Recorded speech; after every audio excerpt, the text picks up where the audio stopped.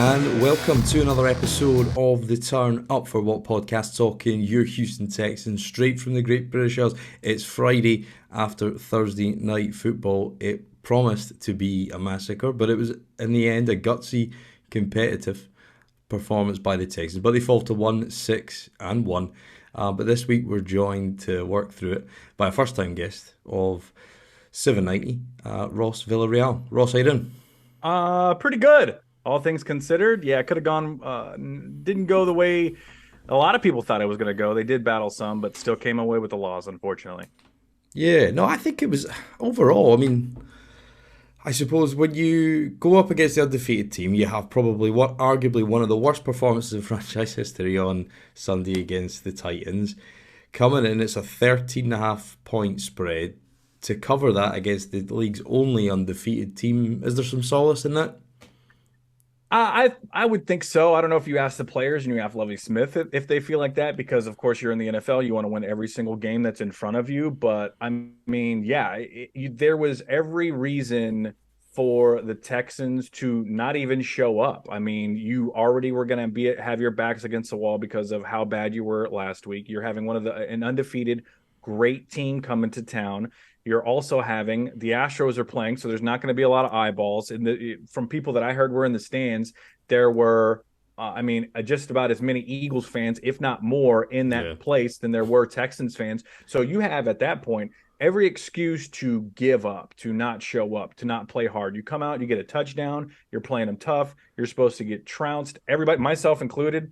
I mean, I thought they were going to lose by 21 plus just because you have an inferior offensive and defensive line matchups, skill positions, quarterback, basically everything except for of course, the crown jewel of the Texans and Dameon Pierce. You just check, you go through and check all the boxes like they do. Basically, almost every check mark went to the Eagles, and you showed up and you played well. You didn't get a victory, but maybe a little bit of a silver lining in that you at least hung with them for as long as you did. Yeah, no, I think so. Where were you when you were watching the game? I was at home Yeah. watching the Astros and the Texans. I had them both on at the same time.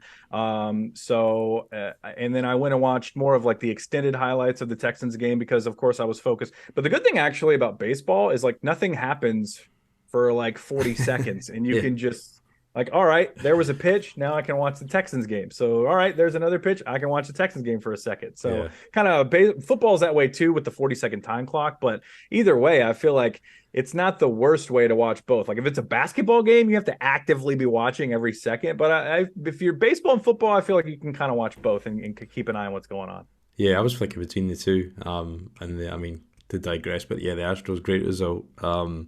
Been a couple of games when I've been over there, but I think it was just tense as hell, and it was the kind of the opposite, to be honest. Because I thought, although it was a good, we'll go into some more of the detail, but I thought at times, the score got close. But as we've done against teams that are quite clearly, far more talented and superior to you on both sides of the ball, you never really felt like they were in any danger of maybe potentially getting a result.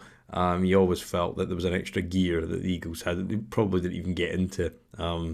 In all fairness, but yeah, the Astros complete opposite, tense, and they bring it back to Houston with two chances to go and win it. So yeah, pretty good time for some of the pro sport elements of Houston anyway. Yeah, Rockets and Texans struggling a little bit, but at least we have the Astros here in Houston. Yeah, no, absolutely, and I think hopefully by the time you're listening to this, they may be World Series champion. And we're sitting here on Friday, but in terms of some of the small margins that you look at back in the team, what did you think of those kind of questionable calls early? You had the missed false start, Lane Johnson. I think he was about three of your average man steps off the ball by the time it was actually snapped.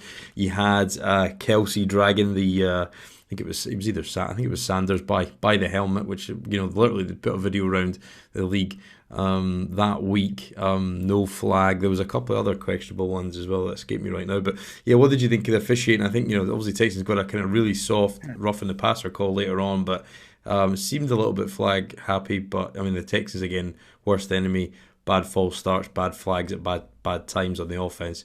Jalen Petrie first passing play of the game. Flag for passing interference, so felt they were relatively flag happy on prime time, but a couple of those calls early you felt Texas might have a chance on another night to get one going their way. Yeah, that's just, I mean, the nature of the sport, unfortunately, and that's just there's just going to be officials who sometimes they're going to miss calls. It's not like they're actively trying to throw the game or anything like that, but especially like we talked about, where you already know the other team's more talented, you already have your backs against the wall. A little bit tough to get those, especially when in a lot of those coming in the first half when you are keeping close with them and the margins are so thin in any given NFL game, one play or one bad call can just turn the whole result on its head. So definitely unfortunate, but still at the end of the day, when those go against you, you've got to make you have opportunities to make some plays and try to get some wins. Yeah, and I think when I reflected back on the game today, I think when you looked at it, the Texans got in big moments had chances handed to them, but failed to capitalize and build momentum in their favor. And I think that's been a consistent theme this year because when you saw in the Eagles after the first turnover, Gardner Johnson quick score, two quick scores, and then the game was almost done as a contest at that point. It certainly felt like out of reach without some sort of kind of intervention. And this team's got to win the turnover battle, but they've got to capitalise when they do get turnovers. So the fumble straight after they go 3-and-out, the two sacks by Jerry Hughes in 3 plays, start the second half, get the ball back, 3-and-out. They win the challenge. Lovie Smith, rightly challenges Sanders' knee was down, forced the punt, throw an interception. So there was 3 big swings there throughout the game that they just didn't convert to enough points or any points. So it's when you get the ball like that, considering the golf and talent against teams like the Eagles, and quite a number of these teams will play throughout Kansas City, etc. They've got to capitalise, and I think this Yeah. is a consistent theme they keep failing to do. Yeah, that's absolutely part of the formula. When you have a team that's better than you, when you're two touchdown dogs, how are you going to win those games? You're going to make some special plays. You're going to capitalize on turnovers. You're going to hopefully limit your own penalties. You're going to have to do every little thing right. The margin for error for the more talented team obviously is going to be bigger than yours, and you're absolutely right. There were had opportunities where you say, okay, this looks like the window is open, but a lot of times the window opened and then it just continued to close, or they just failed to capitalize. Yeah, and what did you think of the offense as a whole? I thought they continued to go back to running plays that tosses to get outside zone plays.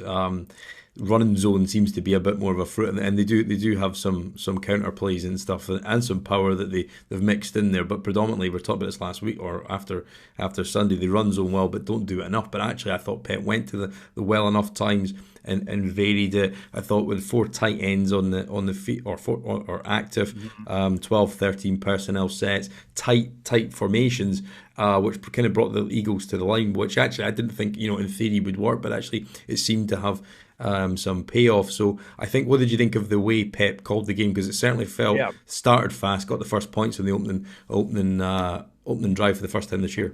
I really liked a lot of it, and I'm with you as far as the mix of the runs. And I felt like a lot of times, even earlier on the season, it felt like, okay, Damian Pierce is getting hit behind the line of scrimmage, and he's having to break a bunch of tackles to get any yards, or he's getting hit at the line of scrimmage and having to make a couple. I thought there was a couple times more than we normally see, and especially surprising going up against a very good Eagles defense, where he was a few yards down the field before he's even getting touched, which means good run scheming, which means good run blocking and just opening things up for him. And 27 carries absolutely is what you're going to need. If you're going to win, you're going to have to do what you have to bring heavy sets. You're going to have to act like you're in goal line, even though you're on your own 20, because unfortunately it is what it is. Davis Mills isn't some guy that you want out there slinging the ball 50 times and throwing a bunch. I also thought when he was throwing the ball, you're doing a lot of easier throws for Davis. Now, he did make some good throws as far as like second and third reads, but I feel like coming off a play action, one read, boom, run pass option, one read, boom. If you can get him in a 3-5 step drop rhythm, I think that's when Davis Mills is going to be at his best and able to maybe gain a little bit of confidence there. So as far as the mix, I liked it. As far as the run game and heavy use of Damian Pierce, I'm a big fan of that as well. Yeah, and I counted, I think, at least four of the times they were forced to punt. It was second and long, second eight, second and eight, second nine, second and 10, around that area, and they run the ball. And many times on those downs, the Eagles teed off on them, effectively blitzed, effectively. It was almost like a run blitz, if you like, but also try and defend the pass. and those plays got blown up, and you put this offense behind the chains, 2 for 9 on third down last night. That's just not going to cut it. No, you got to stay on schedule. And I'm actually, I mean, 2nd and 8 running, I'm actually okay with that because that's just your best chance to try to get 5, 6 more yards and get a little bit closer. And of course, mixing in the play action, mixing in some of the bootlegs, which they did. You got to do it at the right times. But it's tough to call the game. And any play call that Pep Hamilton is going to make can be successful as long as the players are able to execute, and that just doesn't always happen. That's just the NFL, really. Yeah, and I think just when he set up those obvious passing downs all on third, all the sacks that they got from on the Philly side all came from third downs, and I think it was just it was almost a predictability at times because it was a I thought it was a good outing by the offensive line. I think AG Can coming back in from Sunday showed his value. Tunsil's kind of taken his run blocking to a new level, looking like a man that wants paid. That's for sure. And I think that the line dominated or certainly asserted themselves against a really good front early. And I think there was certainly some positive signs. But I think what happened, Ross, was they faded late again for whatever reason. I think Green Kenyon has had 3 bad weeks back to back in pass protection. It was better early in run blocking, but him and Quisenberry up front got thrown around by Javon Hargrave. 3 sacks, 3 TFLs, 3 quarterback hits and 6 tackles. A guy who is not a big deal, 13 million a year, picked up in free agency, let go by Pittsburgh. A really, really kind of ascending, quality player right at his peak. But he basically killed the game for them late on, and Yeah. kind of and the offensive line failed. And I think it was a reminder of Kenya's got a long way to go, a lot of errors, and Quisenberry's probably not the answer at centre. Yeah, and Quisenberry was never supposed to be the answer at center, obviously, with the whole Justin Brent situation. But yeah, as far as Kenyon Green, disappointing, especially now. You spend a first round pick on a interior lineman. Yeah, That's even though as late as they pick them, you would expect him to kind of hold his own if you're gonna spend that kind of draft capital on somebody. And of course, his career is not over. Bad few weeks, whatever. He can even play the rest of the season, get off season, get stronger, get faster, all that type of stuff.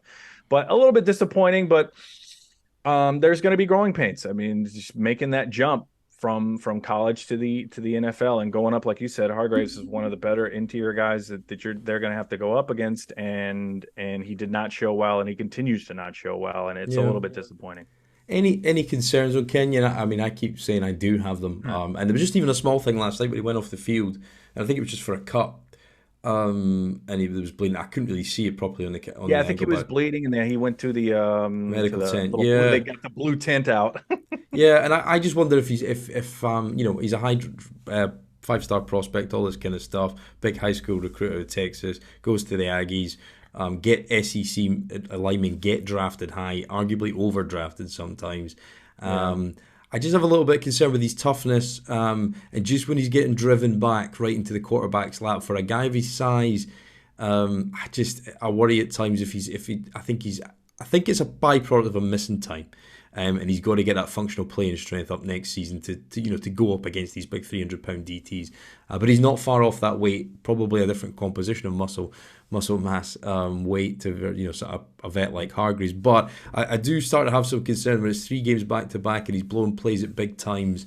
I'm a little bit concerned, but I know he's young and you want to get all the mistakes out now. But I think that's 3 games in a row where he's looked not justifying that 15th overall selection. Yeah, at that point, not that at this moment, like I said, when you spend that kind of draft capital, you want almost like a plug and play guy. And one of the reasons they mentioned Nick Casario talked about is drafting him because he can play everywhere and all. And of course, you want to play him in the interior long term and stuff like that. But disappointing for sure, not over. I think it's as far as having him come in and hit the ground running and being like a Pro Bowl talent immediately, obviously that didn't happen. You were hoping for the outside shot of that. So what you're going to hope is that he's going to be somebody who is going to struggle a little bit and then continue to grow into the role and be a solid offensive lineman and maybe grow into a Pro Bowl type. That's what you want for drafting an interior guy as high as they did, but obviously not not materializing at this point, but I still feel like he can be okay. I like his attitude. He seems like he's got a good work ethic, and I think he will add strength and get better. And it can always be a shock to the system going to up against the best lineman in the world, which is what he's doing now, even though he was at the SEC level. And concerned, yes. Is his career over? Not yet, of course. Yeah. And what did you think of Davis's outing? I thought the formula of him only passing it 22 times is probably where you want to be. Only 13 completions, 150 plus yards last night. Obviously got the 2 touchdowns. What did you think of, there was certainly an emphasis in the broadcast about using his feet, which was a welcome addition, got a couple of first downs out of it, made some plays. There was one early, actually. I think if he just had kept breaking it to the outside, he would have got an early first down on that drive where he punted. But, does it say does it say anything more about Mills? Where are you in your kind of view of the whole kind of probably the biggest storyline of this season in terms of player Yeah, evaluation? of course. I would say mixed bag.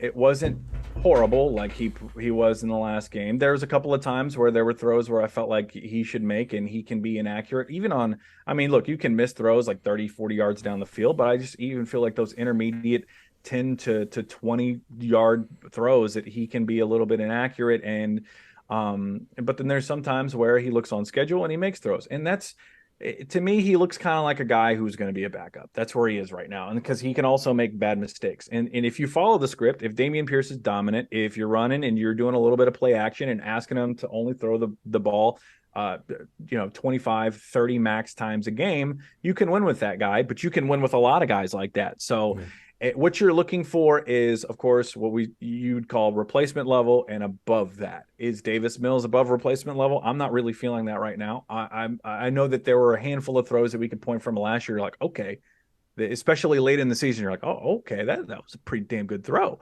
And I really don't feel like I've seen that. I mean, it's happened a couple times this year, and it happened. And I mean, he made a couple of nice throws last game too, but it just doesn't happen enough. You Yeah. have to, it's about consistency.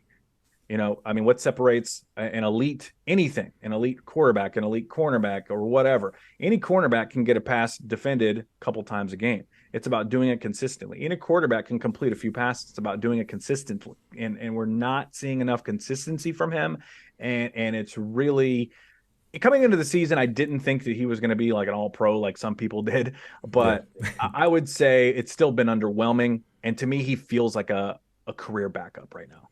Yeah, no, I think so, and I think it kind of felt like that was a very obvious outcome this year. I think what I think I find frustrating is just the flashes, like when he rolls out that touchdown to Chris Moore, which I'm Yeah, it glad was a great play. yeah, that was a great play. I think there was the 34 yarder.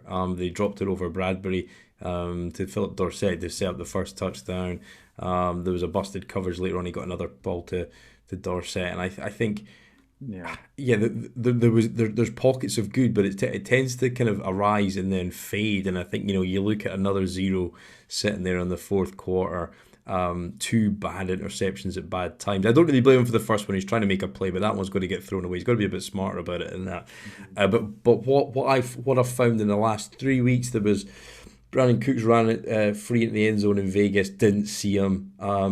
There was, a really kind of obvious cover two play last week against Tennessee that, at this stage in year two, if you can't spot the holes in the type of defense, cover two zone that you see all the way through training camp, and that's all we're playing. We'll come on to that because that causes big problems last night. If he's not seeing that like second nature, to me, that's a big problem because, the obvious gaps in the zone that coverage leaves, we're well versed in it because we're watching other teams do it to us. But if he can't see that, I find that sort of mental processing element of it. And then on the drive where they kicked the field goal last night, I think he threw an incompletion to, I think it was either Burkhead or Dorsett, I can't remember, it was a short guy, but ultimately, and I put a screenshot and the clip of it at the timeout. Jordan Aikens runs right up the guts up between the two safeties, easy touchdown. Nobody within 5 yards of him, doesn't see him. There was a play like that against Tennessee on Sunday. Guy wide open, hand in the air, doesn't see him. And I think And then he throws a bad interception, which I don't know if it's a miscommunication. You don't know unless you're in the huddle. But I think no scores late, missing guys that are wide open, Mhm. not understanding coverages. Yeah. His It's second and just, third reads, yeah, it feels like he struggles most. yeah. It just feels like a combination of too many things that haven't developed in a way, and that's why you've seen not any of this kind of outlandish progression that some people would have loved to have seen, and we'd all would have loved to have seen that. But I think there's just too many elements of his game that inhibit him to be consistent. I think, and then when they all culminate, he's just that consistency just breaks down. Bad interceptions at bad times, and I think with the first interception was probably the backbreaker. The second one just kind of sealed it. Yeah. Yeah. Yeah, I agree. and then I think as well, which was really frustrating, I think the Brevin Jordan not getting his feet down, 8 minutes to go, driving, they got the ball three times late in the game, in a 12-point game. They could have scored. Brevin Jordan, because they got that soft 15-yarder for roughing the passer, which wasn't really one. And then because Brevin doesn't keep his feet in, you go in third down, sack, the line just starts getting cut up, like we said at the end. And then he's desperate to hit a ball up the seam because they're playing a lot of zone, and he throws a terrible interception, and I don't know, and he missed Brevin Jordan wide open, as well. And so two drives at the end of the game, two wide open tight ends, misses them. You're just not going to win games like that, particularly against a team that's not lost a game yet. No, yeah, not a team like the Eagles, where I mean, like we've talked about, your margin for error is so low. So it just feels like sometimes he can press a little bit and try a little bit to do too much. We've seen it late in games with some bad throws that he had no business making, and he's still just a second year guy. But I still feel like you're not seeing enough of those good plays and good throws and wow plays to say this is something that you can mold into a better franchise level quarterback, or at least starting level quarterback.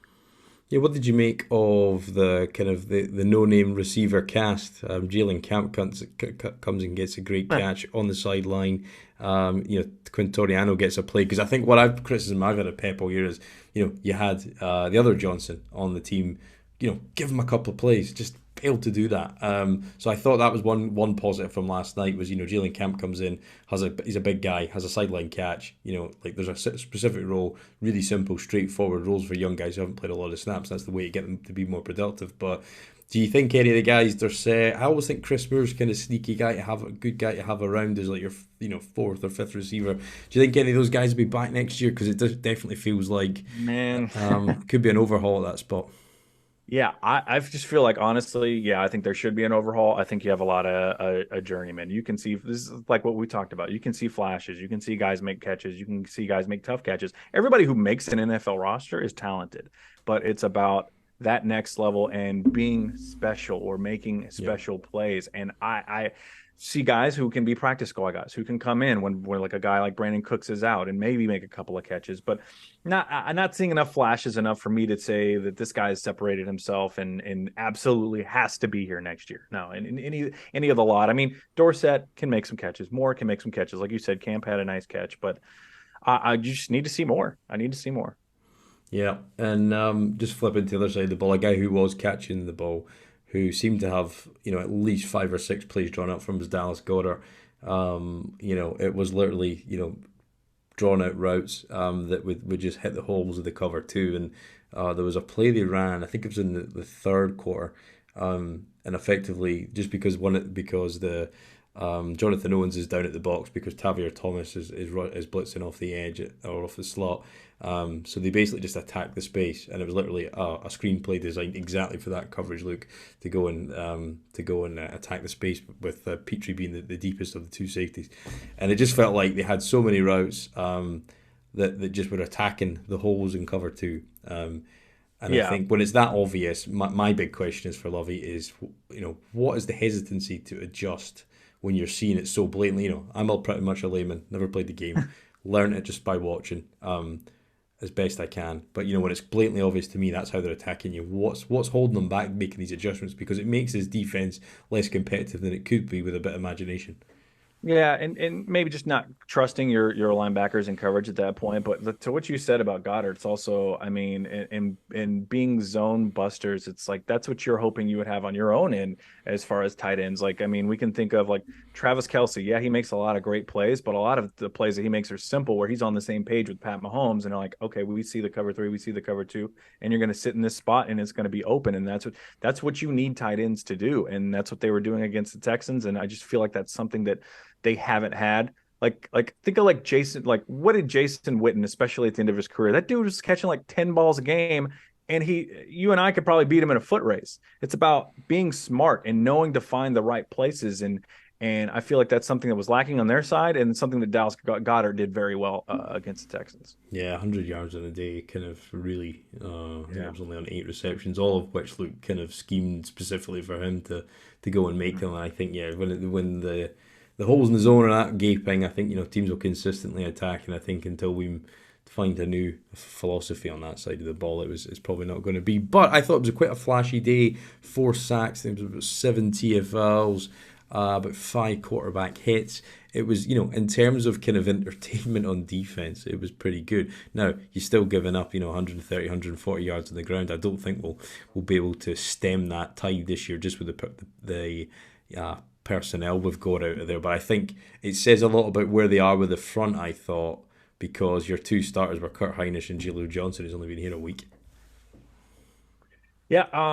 As far as, yeah, I mean, Jerry Hughes was pretty good, obviously, and Well, had he his. came alive. I don't know. And when a guy that age, why do you? I mean, like, he's been terrible for the last couple of weeks, but then has a big day. I'm not sure what you put that down to. Yeah, I don't know. It's more of what we talked about is as far as the word. I think the word consistency is the word of the day for the Texans, because you can see flashes. They can score points. They scored some opening points, which they hadn't done, and then just consistently doing it and continuing to do it is just been such a difficult thing for them to find. And yeah, you look at like the final sets, like you were saying, they kind of limited them somewhat. They did give some on the rushing, but I mean, you got outgained like 360 to 300 or whatever it was. That's a lot better than what the Texans have been doing lately. So from that standpoint, they were kind of in this game. They didn't look like they didn't belong on the field with the Eagles, but the Eagles just made enough plays at the right times, and the Texans weren't able to answer in kind. Yeah, and of the rookies on defense, Petrie, Stingley, Harris. Any observations? Any thoughts on these guys at this stage? Kind of, you're learning by the week. Harris is still a little bit early on in the journey, but where you are with those three? Yeah, I like Jalen Petrie a lot. I think I like his aggressiveness. I like his ability to tackle. Of course, he can be in the wrong place at the wrong time sometimes.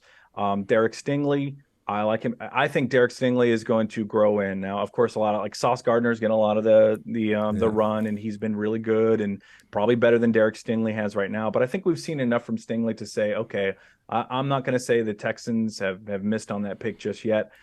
Flashes enough. And who was the third one you said? Christian Harris. Yeah, Oh, Christian Harris. Yeah, yeah. he had a few tackles. Does he look a little slight of build to you? I like him to beef up. Yeah, I don't know. I think there's an element of he's got speed, so you don't want to Yeah, because that's you look true. at Raquan Smith. I think when we played him this year versus when we played him in 2020, when they just play action the hell out of it, and with Mitch Trubisky, and that was a terrible game. But I remember him playing then. And I thought, yeah, he's a hell of a linebacker. We played him this year, looked a bit more heavy, a little bit slow. So I think and obviously the Ravens didn't see an issue in Yeah. that. But I think you've got to you yeah, you've got to hone. You don't want to slow him down, but yeah, no, there is an element of yeah. I think he's going to have to just get better at technique to beat. Like, because you see Jalen Petrie, diving under linemen's arms to go and meet the ball carrier. I think he's just going to have to smarten up and just get the play clock in his head up to that speed. And I know when he came in, he was kind of I've been at Bama. This is okay for me. But I think yeah, there is definitely, and particularly in a position whereby if we're in nickel sets, and he's only got Christian Kirksey there, he's not going to a lot of help. So I think there's an element of the alignment of the two linebackers at times never seems to be, or when it's three, they never seem to quite be in unison or quite clearly correlated on whose gaps who and where they should be and what angle they should attack the ball carrier or the quarterback at. So I think yeah, there's a lot going on there. But I think there was a couple of flashes. Great tackle, open field tackle. I mean, he was kind of let through, but I mean, you could argue that was the speed that got him there. So yeah, I think it's an interesting one. And Petrie's kind of had another decent game, but I think when you're tight end or you're roasted by a tight end, predominantly against safeties. But I think Jonathan Owens has showed that he's too much of a liability in covers to be a starting safety, and I think he's kind of got to that point now where willing tackler, and he's getting lots of tackles, but your safety's been again leading your team with tackles is a That's not good.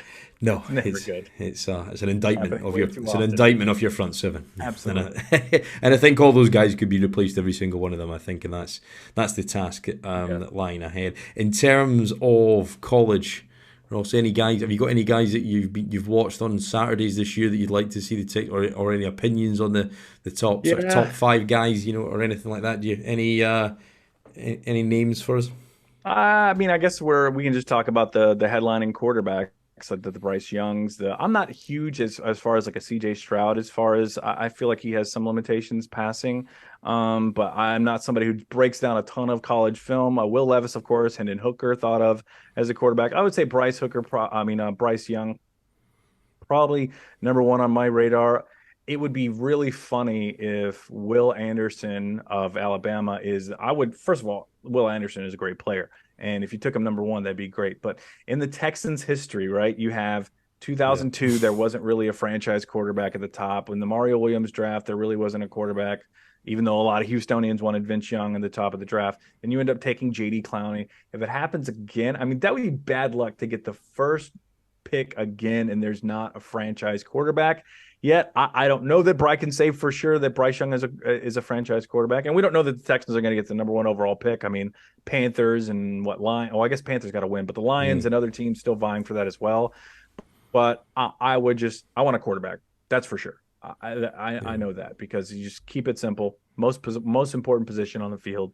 There are a handful of guys, and hopefully Nick Casario can do his evaluations, find the right ones, whatever it's going to be. So yeah, I would say I would hope they go quarterback, and then if you're saying the best quarterback, I think right now that's Bryce Young. yeah. No, I hope so. And it's yeah. I think he's yeah. I kind of went back and forth, and then the sort of trusted opinions that I've listened to. I think yeah, Bryce Young. If you are sitting there number one, as you said, the history of it all, always taking edge rushers, and and Mario Williams was a good edge rusher, and just the He fact that was. he was surpassed by JJ, and it timed itself well, just in the same way that you got the end years of Dre into Hop, and I think so. Is there, if you're sitting first, can you afford not to take one at that value? Because even if the team improves slightly this year, which you got to hope that it's gonna, then then because we'll come on to that wider piece, because I had an interesting sort of series of Twitter exchanges just prior to the game, and get your opinion on. But yeah, I think when you're in that number one, I think you're going to have to take a guy like that. So hopefully, it's going to fall in a way, and a lot of it's luck, right? But at the same time, it's definitely something that you want to solidify your roster, but at the same time, you don't want to hang a guy out to dry. And I think that's just a very, very fine balance that they're treading. The Browns are on a bye week this week. I was just checking that, so we'll find out where they go. But yeah, we need Detroit to win a game if that's going to be the case. Or it might work out the better if we get an edge rusher worth his salt on this. So last week, Ross, we recorded on Monday. The trade deadline was on Tuesday. Brandon Cooks did not get traded, reportedly in the media from various, talking heads that get fed lots of nice information by agents. Reported that the Casario was holding out for a second and a fourth. Yes. Felt a little bit punchy.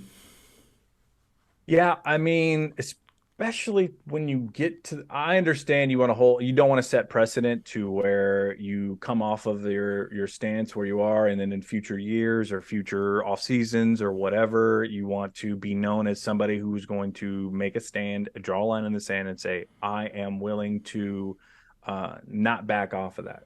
That actually has value, I feel like, in later times. And Nick Casario knows more than about football personnel than me, but it seems a little wild that you would demand a second and a fourth, of course, considering the contract of Brandon Cooks and all the money that he would command, and the fact that, I mean,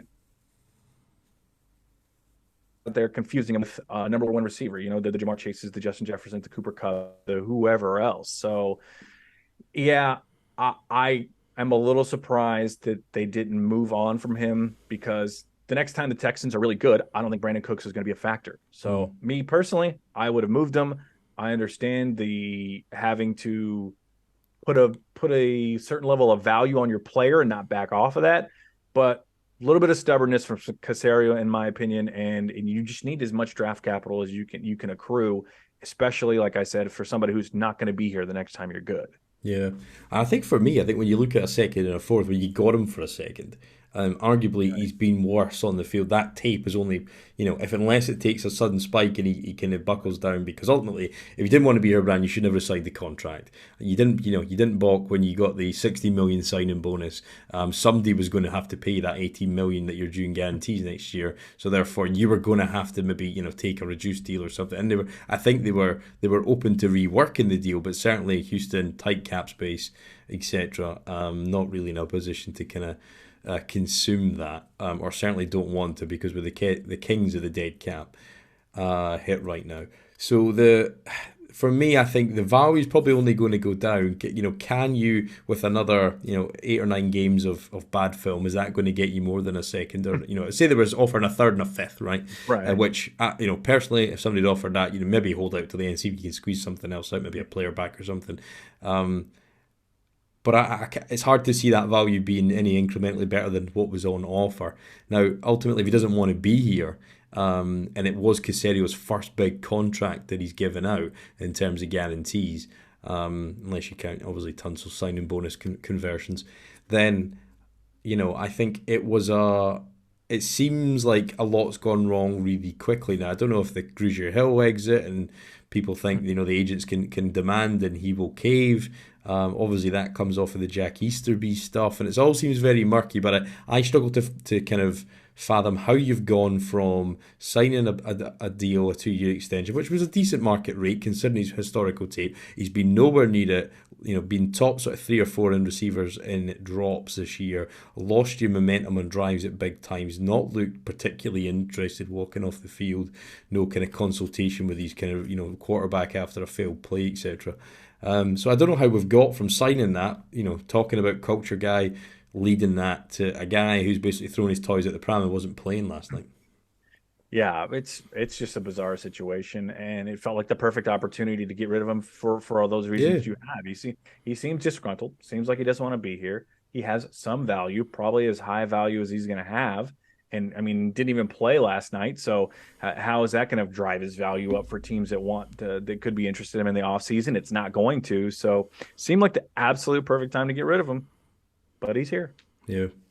Yeah, and I think that kind of I went back to that, or I sort of laid out a list yesterday of stuff, and it definitely got a lot of impressions and a lot of comments, and everybody's really quick to say, Caserio inherited a mess. And look, I've never really been a Caserio fan. I've not seen the plan. I don't know where he's going. I don't know what the timelines are. I don't know like he's just not. It all seems like very here and now. I think the salary cap management's been woeful. 50. If you absolve him of the Watson stuff because it's not really his fault, and if you absolve him of the Cobbs and Roby trades because he got something back from them, so okay, fair enough. Put them at one side. There's still $49 million of players who are either okay. Did you sign them all? No, but a lot of them are vets like Pharaoh Brown, Britt, Grugier Hill, all 3-4 million apiece that you've brought back. That you knew what they were.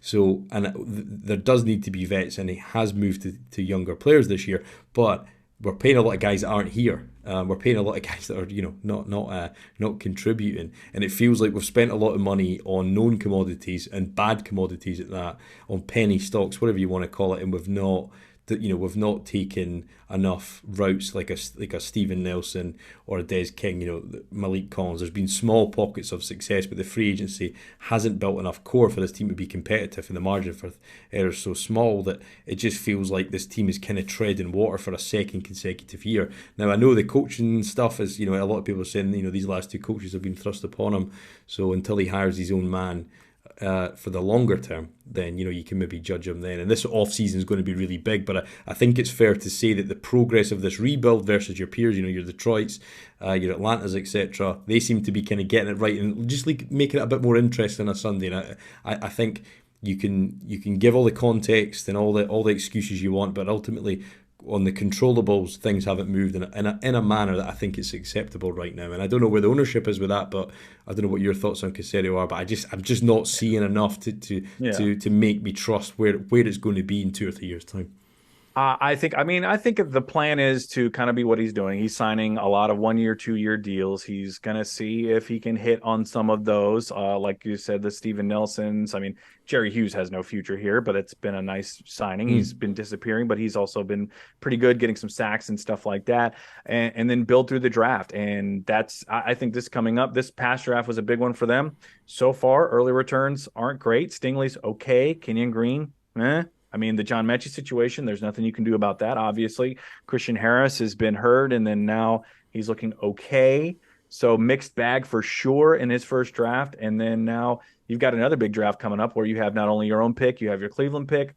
But I think it's a bunch of short-term deals. Don't want to spend in free agency because you're not going to be good the next couple of years, and you're in cap hell anyways because Yeah. of all these other dead money things that you have going on.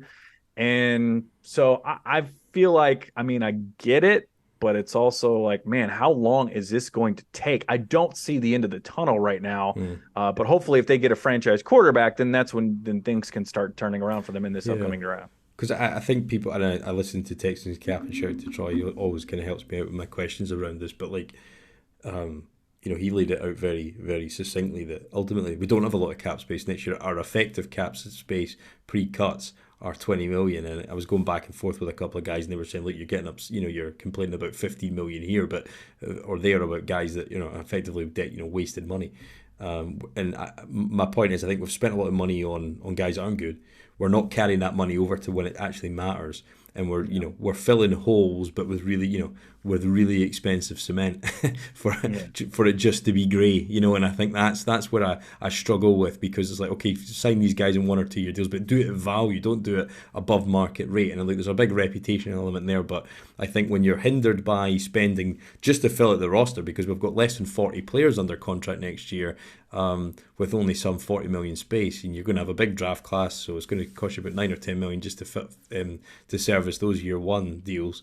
There's not going to be much left, without clearing out guys. So hopefully it's more youth, and you don't mind seeing young players make mistakes and fail. But when you're watching kind of your run of the mill vet, nobody's benefiting. The guy's not benefiting because he shouldn't be in the league.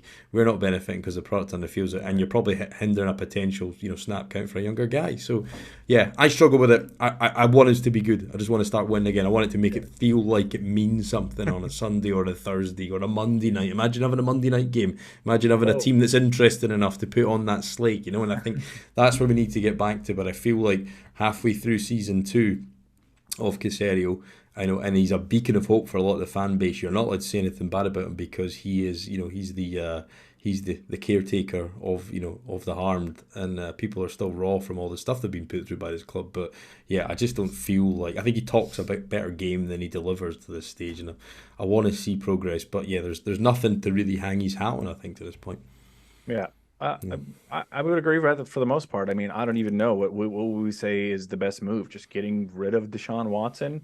I don't even Um, think that was great, because I think you and I could have got the same return. You get three firsts. Okay, yeah, that's the baseline. yeah.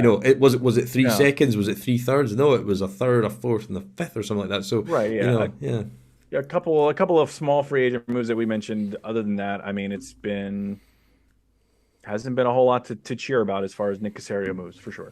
yeah, and I just wonder, how long do you think, when you saw Easterby going out the building and all that kind of stuff that went around that, Yeah. that was direct from ownership. If Caserio's had two coaches forced upon him, which seems to be a general sentiment, which makes sense, because why the hell would you hire these two guys? One was an emergency break glass move. One was, yeah, I don't know. I don't think we'll ever be able to explain David Culley off to anybody succinctly. Um, but how long does ownership, or particularly, and it's not Mister, it's Mrs. that's potentially poking for Yeah. change, I think, and I think everybody's aware of that. But how long does the current state be accepted before heads roll? Yeah. I would want. I think it'll be a little bit. I think it'll be a couple seasons. I think. Like you said, I mean, the David Culley hire, I don't even know where that came out of, and Yeah. the Levy Smith, like you said, that's a good way to put it. The in case of emergency, hire Levy Smith. So I don't know. But I would say he's probably going to get at least a couple more seasons. Yeah, no, I think so, and we'll see if Lovey's back. I assume he will be, because we're another year of treading water and hoping for moves. But I think there was some predictions of wild card berth next year, but I think people will need to wait a little longer for that. But it was certainly not to take away from a gutsy performance from the players. Yeah. Was a far improved product, but Ross, thank you very much for your time, mate. I All really right. appreciate it. This has been good. Let's do this again sometime. All right. Let me know. Yeah, Thanks for having me. thanks for having us. Hopefully, we'll be celebrating a World Series victory in this town at some point over the next Saturday or the next 2 days as we're sitting here on Friday. So go Astros. I'll be watching Saturday definitely. Can't wait to see it because I was in Austin the night they won it last time, and I was in Oh, Houston for the okay. parade, and it was an experience that lived with me for the rest of my life. And you All see what right. it Cool. means to the city and stuff. So yeah, I'd love Yeah. to see it again. So I'll be rooting for them, and hopefully we'll get some success because I think some people need it in these troubled times. So, Ross, thank you very much for your time. Thank you All for right. listening to the Turn Up for What podcast again this week. Thank you. And we'll be back a week on Monday to talk about a trip to New York. So we'll catch you then.